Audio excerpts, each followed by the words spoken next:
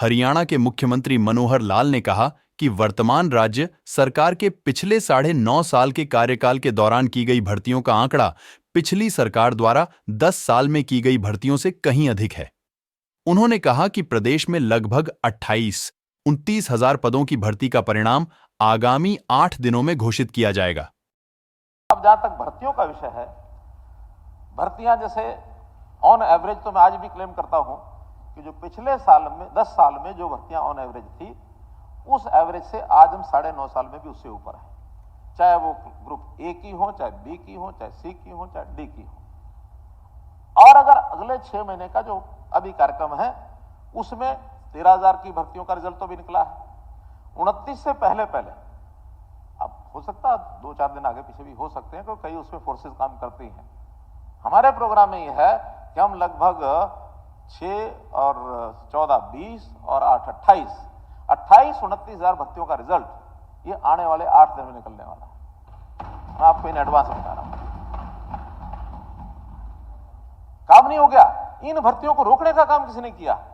इन भर्तियों को रोकने का काम इस हरियाणा में एक भर्ती रोको गैंग बना हुआ है। और ये भर्ती रोको गैंग क्योंकि नई व्यवस्थाएं जब बनाई जाती हैं, नई व्यवस्था हमने बनाई, हमने सीईटी को लागू किया, कॉमन एलिजिबिलिटी टेस्ट। हमने ग्रुप डी की शर्तें 1 कर दी। इसी प्रकार ग्रुप सी की भी कुछ पोस्टों को मिला करके उनकी शर्तें सरल कर दी। हमने ग्रुप डी में कहा कि साल के बाद आप ट्रांसफर करा के डिपार्टमेंट बदलना चाहें डिपार्टमेंट बदल लें, स्थान बदलना चाहें स्थान बदल लें, क्योंकि ग्रुप डी सबसे छोटी कैटेगरी का कर्मचारी हमारा है।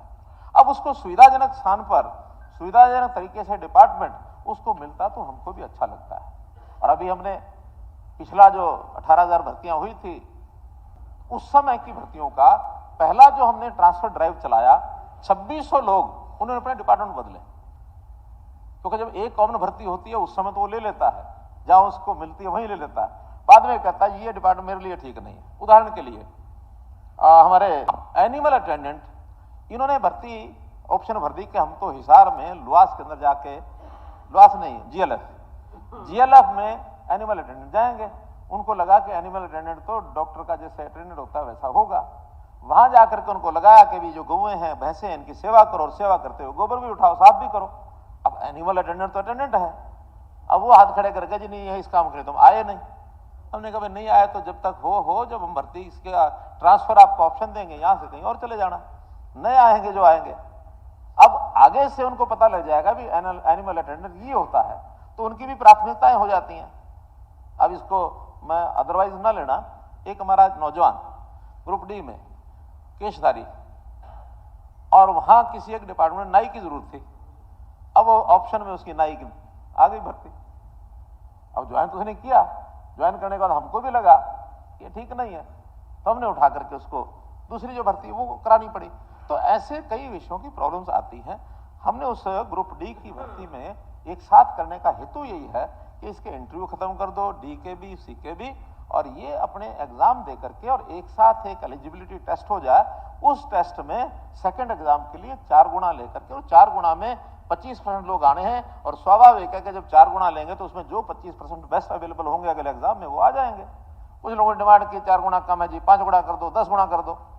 भाई 25% लेने हैं, 100 में से 25 या 125 में से 25, लास्ट 100 से 125 में से कोई आएगा, संभावना तो कम है, फिर भी डिमांड एक आई हुई है। नेक्स्ट टाइम जो विचार करना होगा उसको करेंगे। इसलिए भर्तियों के अंदर हम ना पीछे हैं, ना कभी पहले थे, ना अब हैं, और नई भर्तियां हमारी मेरिट के हिसाब से चल रही हैं, मेरिट के हिसाब से चलेंगी।